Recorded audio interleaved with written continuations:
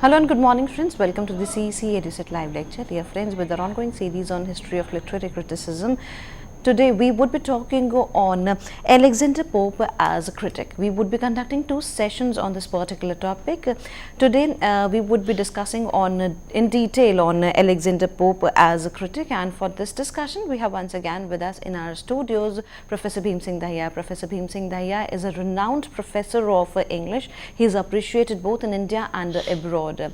He is formerly Vice Chancellor of Kurukshetra University. He has authored number of books, and I hope that you might have read all the books. So let's welcome our guest Professor Bhim Singh Dahiya, and let's discuss on Alexander Pope as critic. Hello sir, welcome to today's lecture. Thank you. Well, today we will be discussing Alexander Pope as a critic.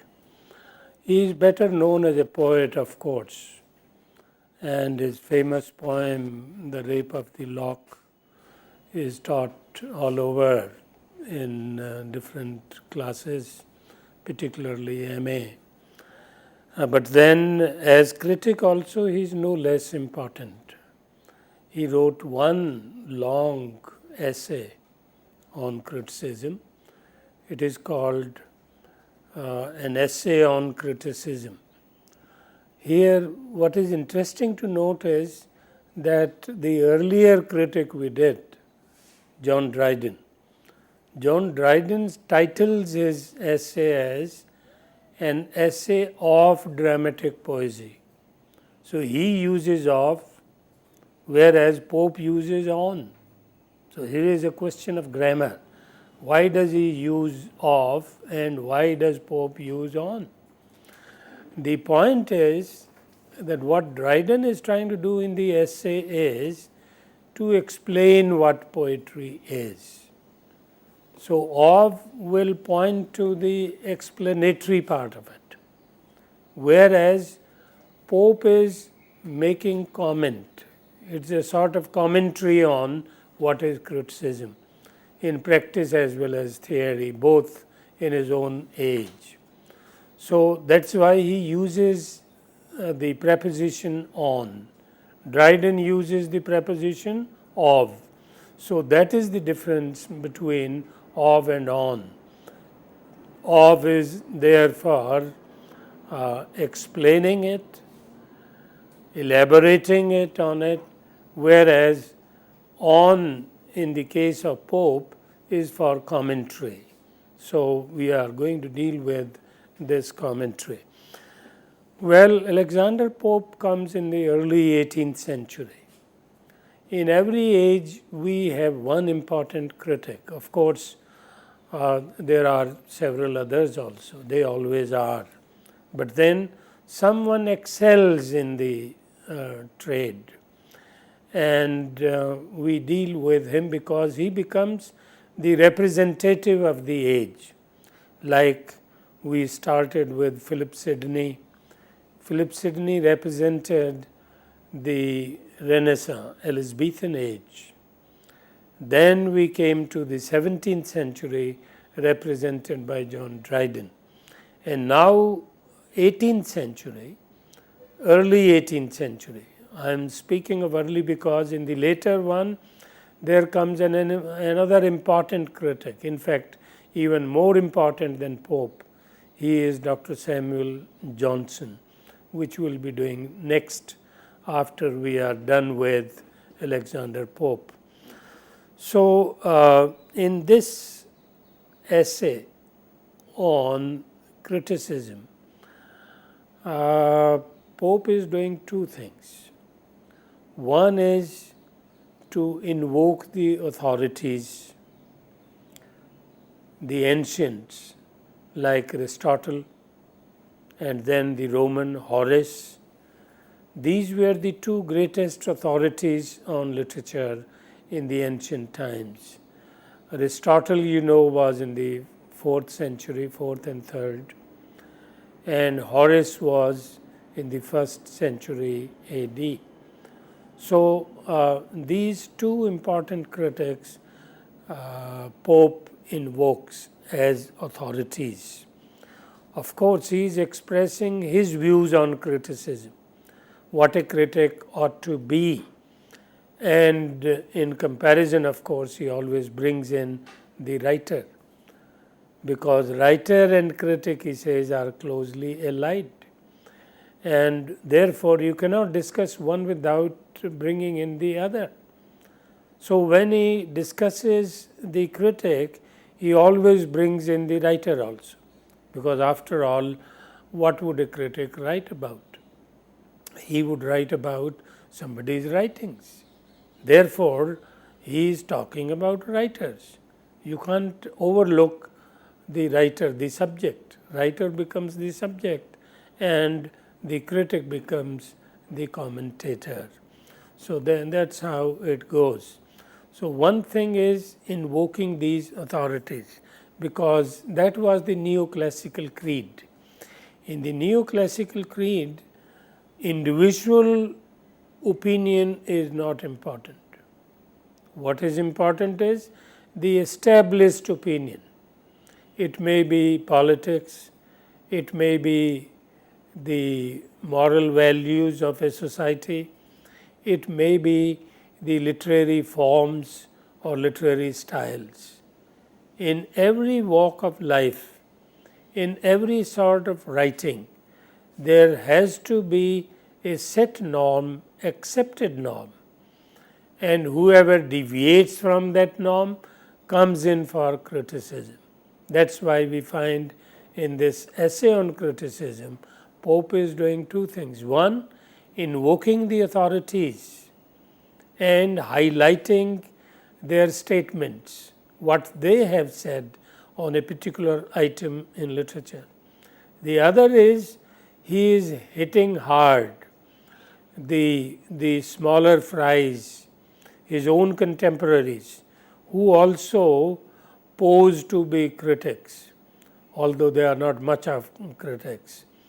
So, they only express their opinions, and Pope has no patience with such small fries, and they come in for heavy criticism in this essay. So, these are the two components which constitute the essay on criticism. Now, let us see how it goes. In the very opening, the lines are, Pope says, "It's with our judgments as our watches. None go just alike, yet each believes his own." He says the critical judgments are just like the watches. He says no two watches would agree. Each watch will have its different timing, and yet each believes to be correct, to be true. In a poem of Pope, The Rape of the Lock, I mentioned, his most famous poem. There also he uses this analogy and says, women and watches never agree, as if men do. He is making fun of women, that no two women will have the same opinion.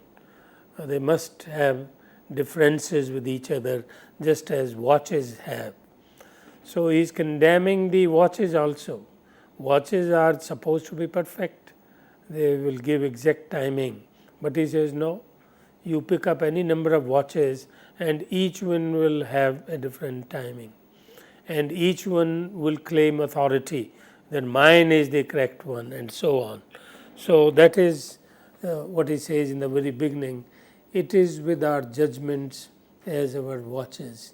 He says, just as the watches do not agree with each other, similarly, the literary critics, they also don't agree with each other. Someone will praise Dryden, someone will condemn Dryden, Even great writers like Shakespeare, they come in for negative criticism also. There have been critics who find faults with him, although there is majority of critics who appreciate him. So this is what he is highlighting. He says no two judgments are the same. They don't agree with each other. So each one will go with his her own opinion and then present it as the authentic one, as a sort of authority. So this is how he begins. So from the very beginning we can see the tone and the tenor of the essay. It is with our judgment as our watches, none go just alike, yet each believes his own. And then the second couplet, in poets as true genius is but rare, true taste is seldom is the critic's share. So you can see he is a master of the rhymed couplet. It may be a poem, it may be a narrative storytelling, or it may be literary criticism. He must write in rhymed couplet. So although this is a piece of criticism, generally criticism we write in prose, he writes it in poetry, and not only in poetry, in rhymed verses, rhymed couplets. Every two lines rhyme with each other. The end sound is the same. Just as here, it is with our judgments as our watches, none go just alike, yet each believes his own. None and own, they are supposed to be sound the same. If not same, they have similar sounds. That's why it's a couplet, because the end sound must be the same. It must have the same syllable, sounding the same. So that's how it goes. One thing, of course, is important. When we move next in the 19th century, just as it was in the earlier 16th century, Renaissance as well as Romanticism, in both movements, the individual voice is prized. The individual is given importance. But in the 17th and 18th century, which are called the neoclassical ages, they swear by classical rules, they swear by classical authority, and therefore there is no scope for individual opinion, individual dissension. Either you agree with the authority or you don't count for anything. That is precisely what Pope is saying in these opening lines. In poets as true genius is but rare, true taste as seldom is the critic's share. He says, just as among poets, it is very rare that you have great talent like Shakespeare. Otherwise, Shakespeare has had contemporaries in plenty, maybe in dozens or scores of poets were there writing the same time he was writing. But then, how many come close to him? None. He outshines everybody. This is what Pope is saying. He says, just as among poets there is only someone who stands out. Similarly, he says in judgment, judgment here means criticism. Just as in creative writing you have outstanding talents, similarly in criticism also you have outstanding talent. Which will be one?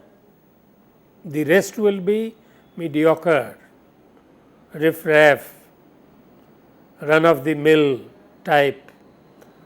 Indirectly, he is praising himself because he thinks He is the greatest of critics, and there is none who comes near him or close to him. So, although he is making a general statement, but actually he is making out a case for himself. So, it is with our judgments as our watches. None go just alike, yet each believes his own. In poets as true genius is but rare, true taste here will stand for the critic, as seldom is the critic's share. Both must alike from heaven derive their light. These born to judge as well as those to write. He says those who stand out as the outstanding, it may be the poets or it may be the critics. Those who stand out, they must draw inspiration from heaven, which means that they are naturally gifted. They are not ordinary human beings. Just like the poets, the critics also have something rare in them, nature's gift. Either you have it or you don't have it. So, he is comparing the critic with the poet. In other words, the critic is no less gifted a writer than a poet is. So, he is holding the critic at par with the poet himself. This is, I think, something unique about classical and neoclassical criticism. The Romantics wouldn't do that. Romantics would hold the creative artist as the highest point of gift, whereas the critics are secondary. They come next to the creative writer.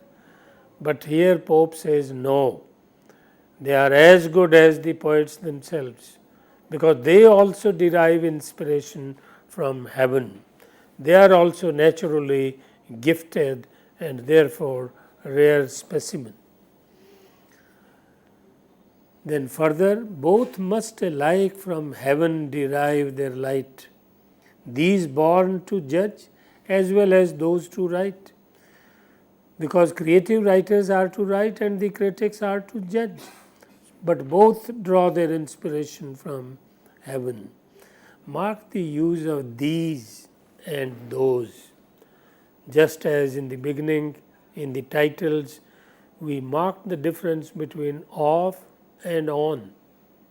Here the difference between these and those. These obviously means he is holding the critics close to him, as if they are sitting before him.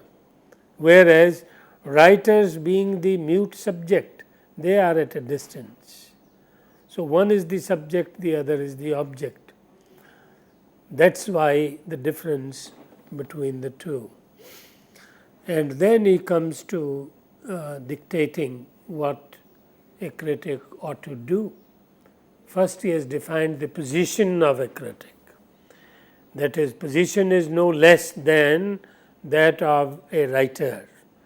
He is as important as a creative writer is, because he is as much gifted by nature as the creative writer is.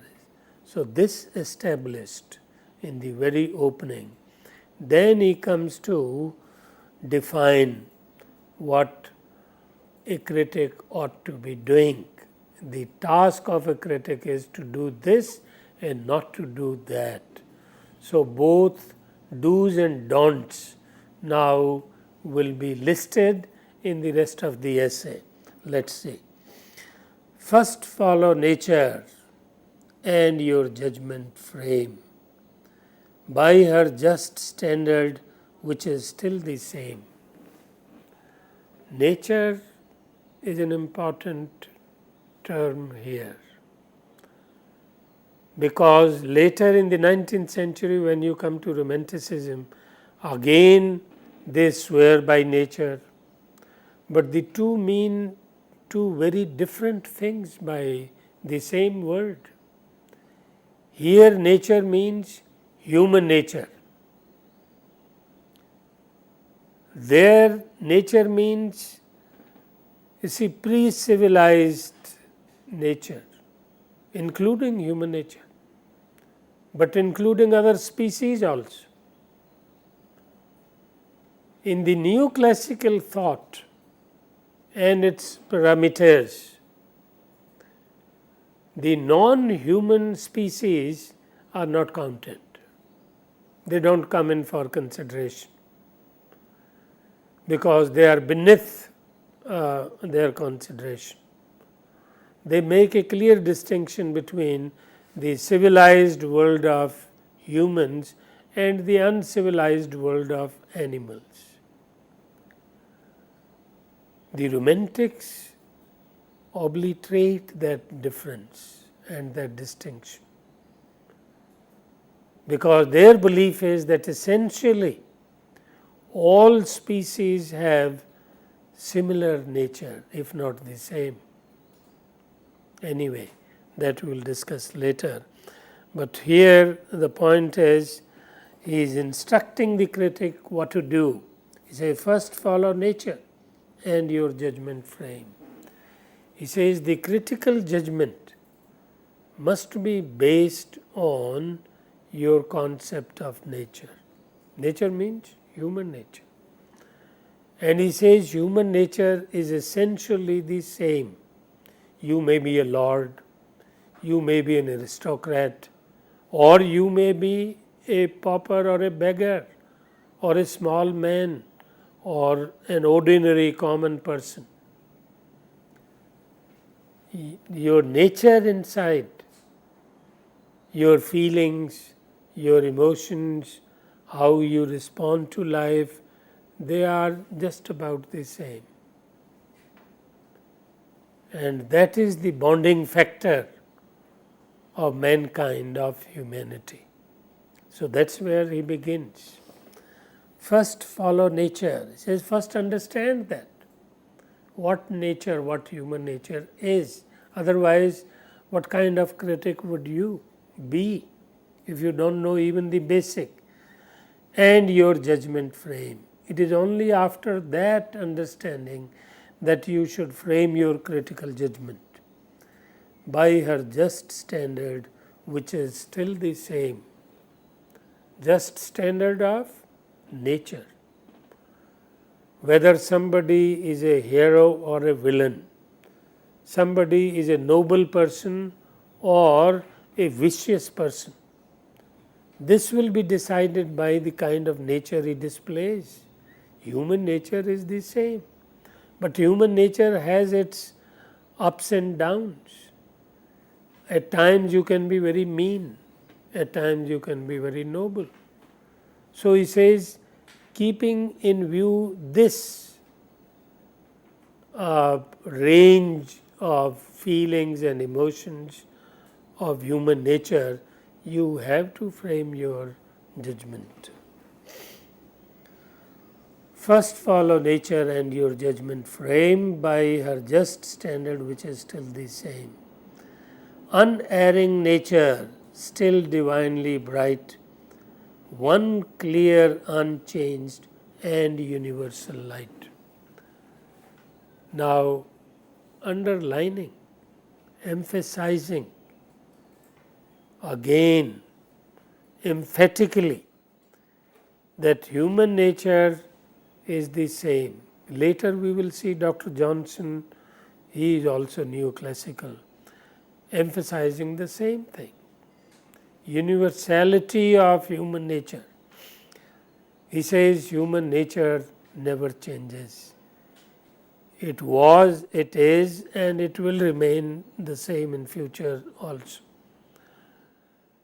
So this is a classical or neoclassical belief, which is not the case with the Romantics.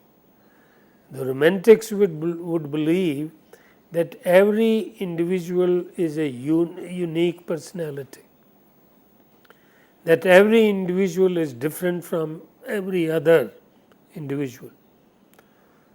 So, it is the sanctity, integrity, individuality of the single person which is important for the romantics. Sorry, but for the classical scholars like Pope, that is not important. They do not believe in the verisimilitude.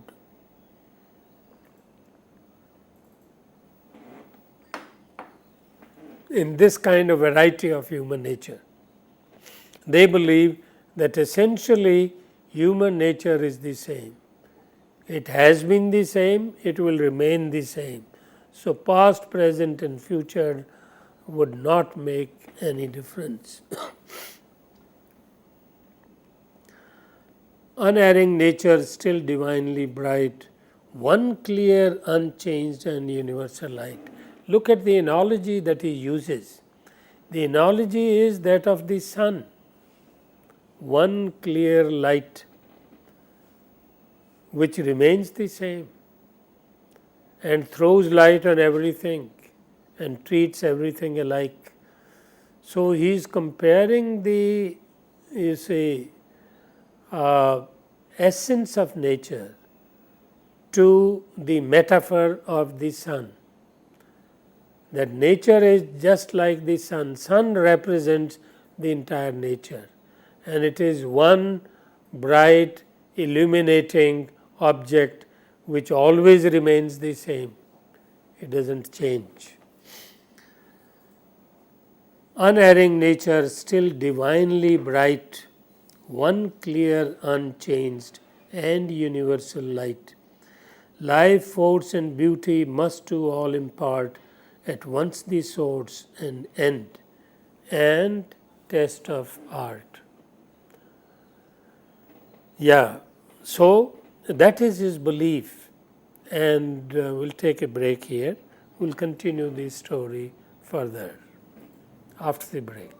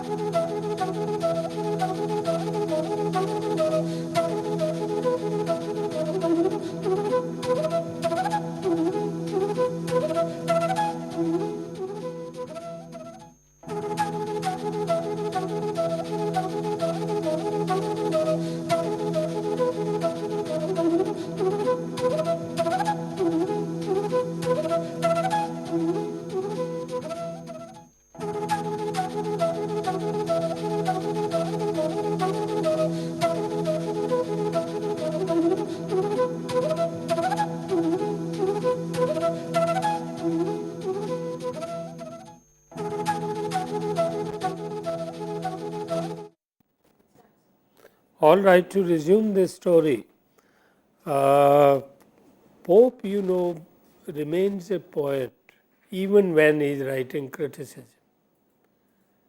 Because one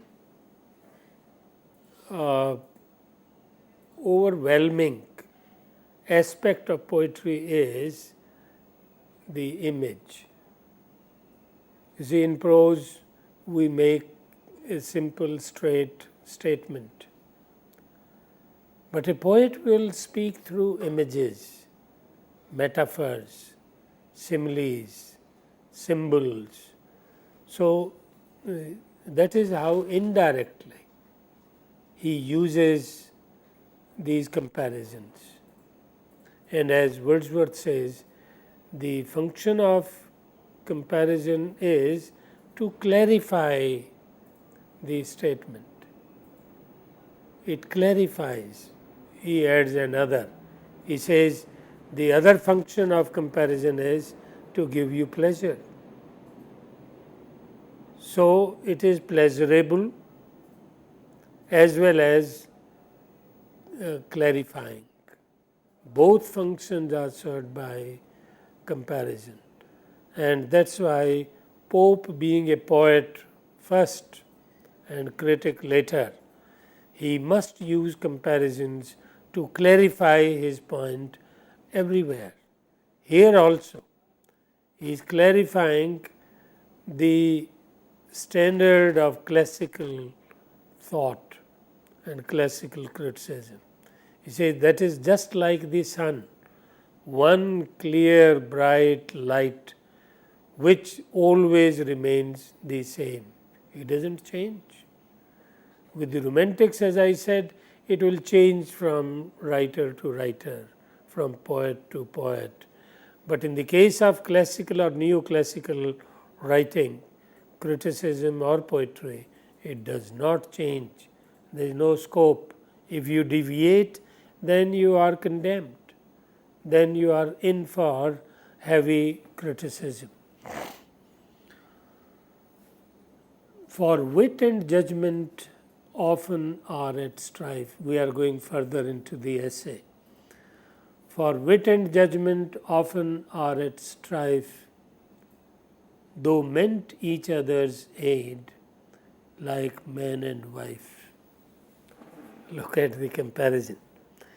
He says creative writing and critical writing are companion writings, are like twins. Just as he says, man and wife, husband and wife, they are supposed to constitute one complete whole. It's only by combining the two you make one complete whole. Similarly, he says, creative writing and critical writing, by themselves, if you leave them alone, they are incomplete. Because without criticism, you are not really able to comprehend the full meaning of the creative writing. Therefore, it is an essential companion to creative writing. So that is why he is giving this image of man and wife. So creative writing and critical writing are inseparably allied to each other. Hence, writer and critic too have the same relationship. It is more to guide than spur the muse's steed. Now he is defining criticism further. He says the task of a critic is to guide the creative writer, not to spur him like the horse. You whip the horse so that it runs faster. He said that is not the job of a critic, to make the creative writer run amok. His job is to restrain him, to point out wherever he might be going wrong, to point out wherever there may be laxity. So this critical job of a critic is there to help the creative writer, not to obstruct him, nor to permit him to go amok. So both restraints have to come from the critic, and that's why he says critic is essential to the creative writer. It is more to guide than spur the muse's steed. Steed is horse, you know. Restrain his fury, then provoke his speed. The critic has to act like the strings in the mouth of the horse. He has to be restrained. He has to be checked. He is not to be allowed to run amok. So, that is how he places the critic close to the creative writer and yet maintains a distance between them. So, unlike the Romantics, the Neoclassicists distrusted the agency of inspiration and reposed trust in the mind and not in the heart. Yeah, that difference you must have seen time and again. Pope invokes the mind.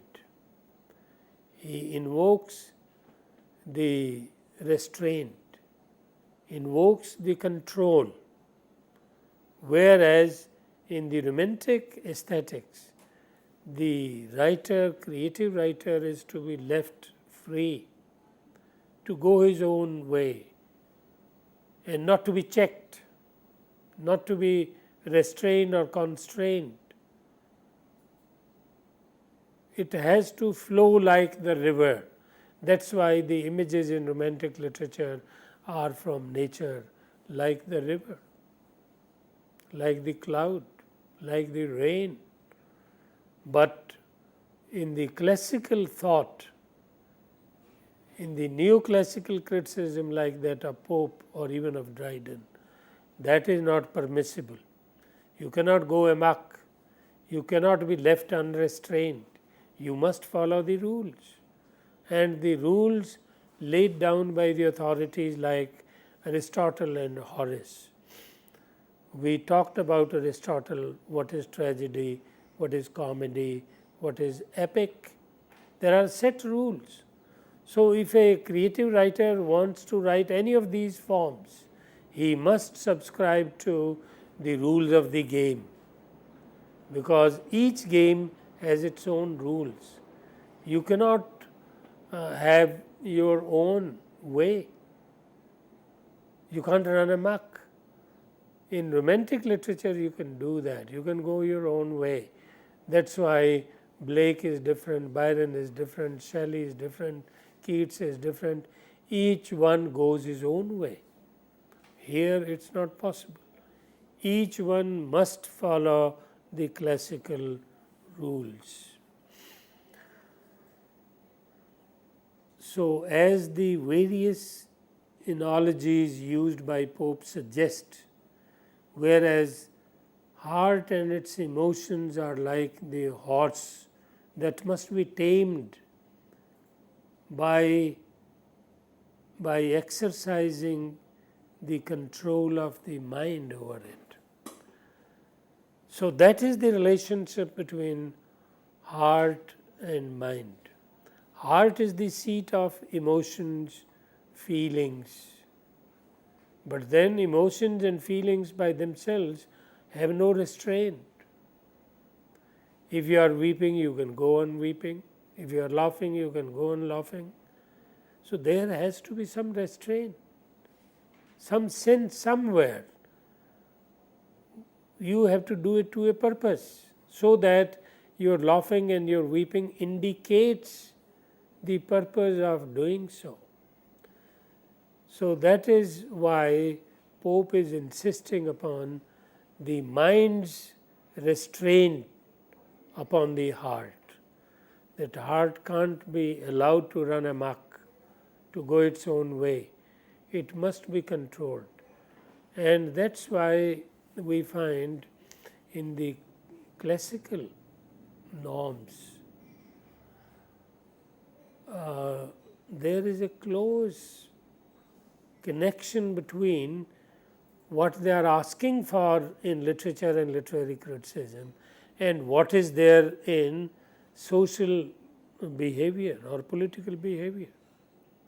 You know, in politics at that time, monarchy was the system, that there is a king or a queen, and then subsidiary officers, and through them the whole administration is controlled.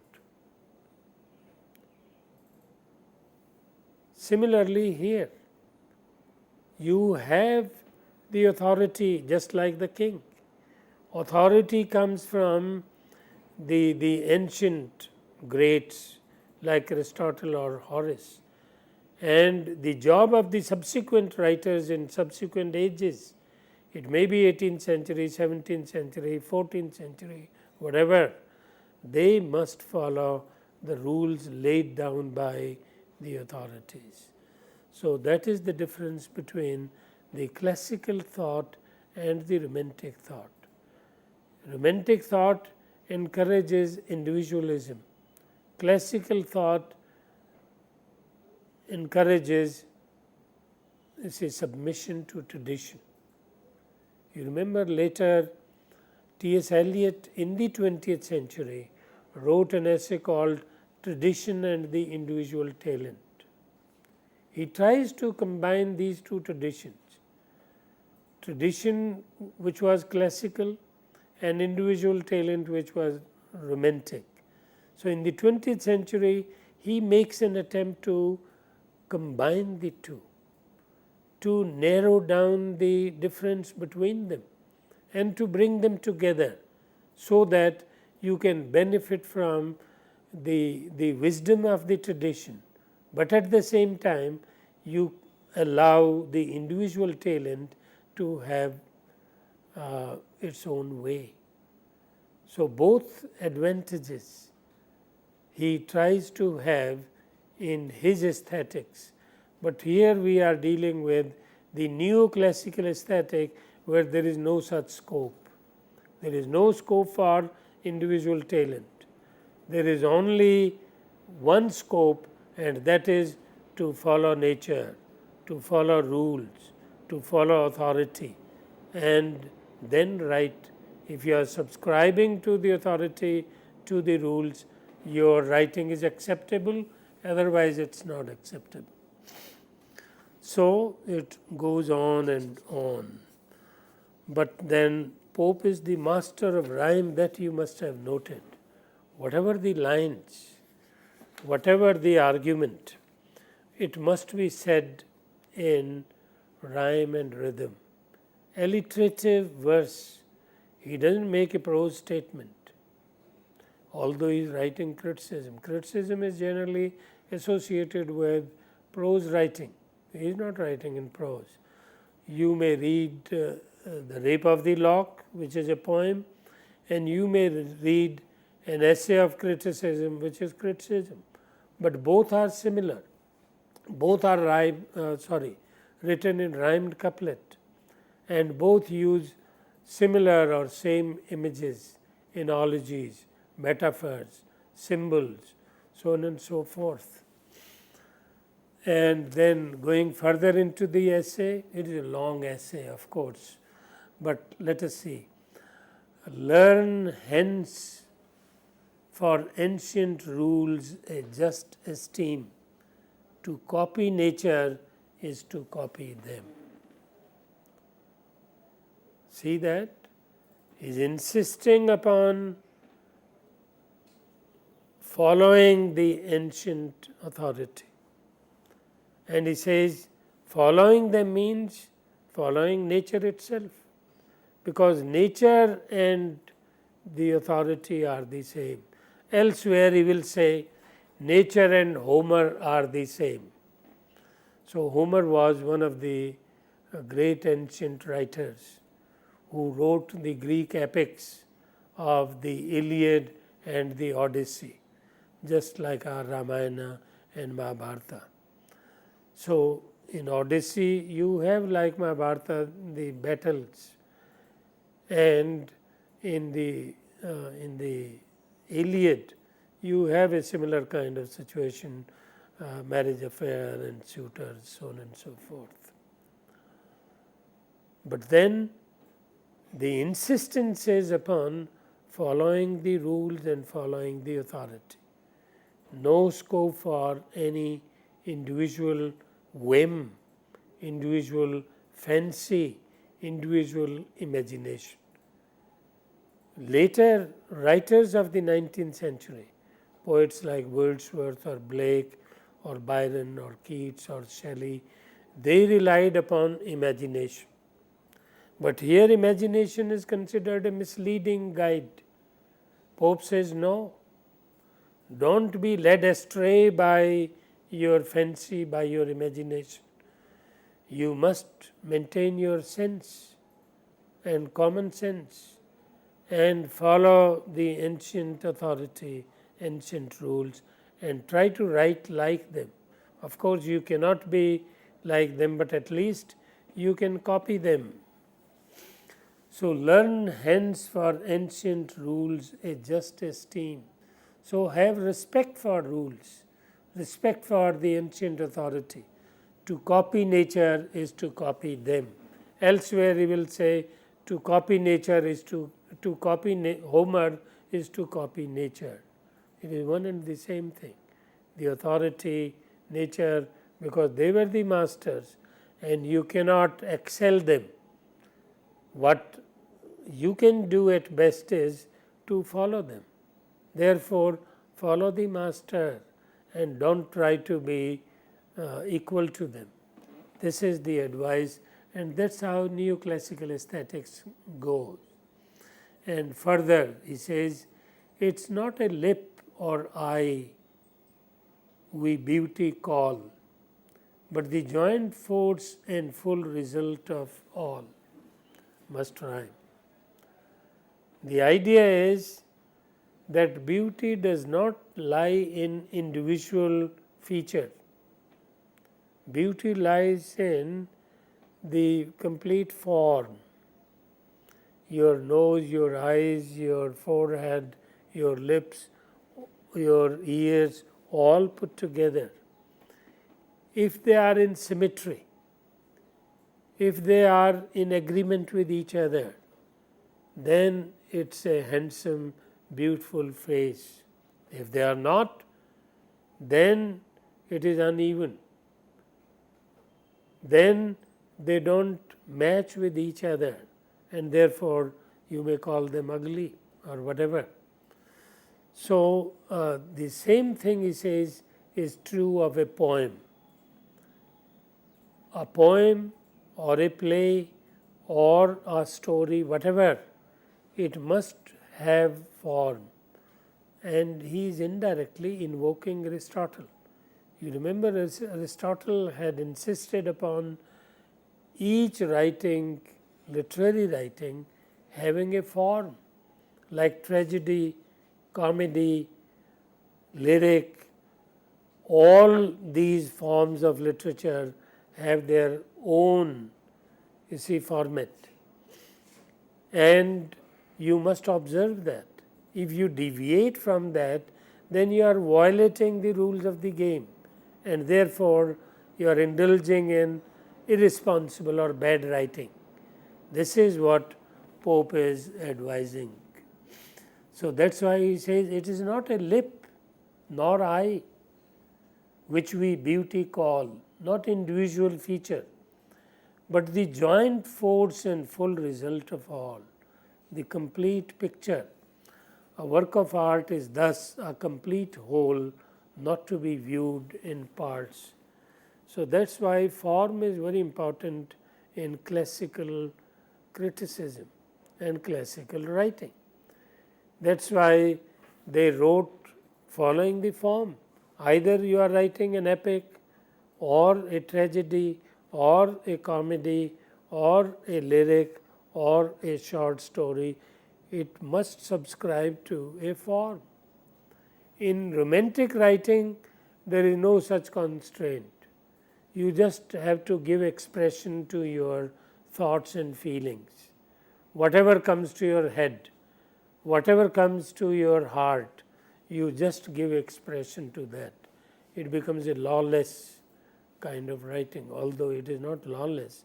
But then according to a critic like Pope, it will be lawless, because it does not subscribe to the set forms which are laid down by the ancient authorities. And then he comes to the next point. He says, in every work regard the writer's end, since none can compass more than they intend. again must rhyme. But the point he is making is that you must look for the intention of the writer. In any story, in any poem, in any drama, after all, a writer is trying to say something. So, you must look for his intention. What is the writer's intention? What does Tagore want to say here? Or what does Shakespeare want to say here? Or what does Kalidas want to say here? So, intention. Interestingly, later in the 20th century, there come a pair of critics just like Wimsatt and Brooks. There was one Beardsley, Wimsatt and Beardsley. They wrote two very famous essays. You may call them notorious also. One was intentional fallacy, and the other was the effective fallacy. So, here the relevant fallacy is the intentional fallacy. Pope is insisting upon acknowledging and honoring the intention of the author. What does Shakespeare want to say in Hamlet? We must try to know that, and we must respect his opinion. But the modern critics do not agree there. They say no, this is fallacious. That's why they call it intentional fallacy. If you look for the intention of the author, of the writer, maybe dramatist, poet, or a novelist, or a short story writer, then you are indulging in this fallacy. Their point is that a work of art, work of literature is what is understood by the reader,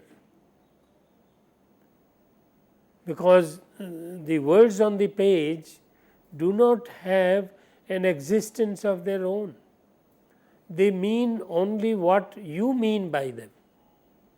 So, interpretation, an interpreter is the critic. So, the meaning of art is in the interpretation of the art. Although the classicists will not agree on that, they will insist upon first knowing the intention of the, what does he want to say? I think they have a point. The truth lies somewhere in between, because you can't just make out any sense you like. After all, somebody has spent days and nights in making a painting, for example, and then you say, I see this in painting. Well, you may have your fancy, you may have your whim, but he also wanted to say something, the one who painted it. Therefore, it is not irrelevant to look for the intention, it is not fallacious. I would say the truth lies in between, because after all, the intention will also not be stated plainly by the author. It will only be embodied in the work. It will only be implied in the work, and that embodiment and implication has to be worked out by the critic. Therefore, the truth lies in between the original art and the critic. You can't ignore the original art, at the same time you can't ignore the interpreter. The only thing is to be seen is which interpretation is closer to the original. Only then you can make a distinction between one and the other interpretation. Otherwise, one may say one interpretation as good as the other, which is not the case. After all, someone has to be closer to the original, someone is far removed from the original. How can you say that both are relevant or both are valid? I will say one is less valid, the other is more valid.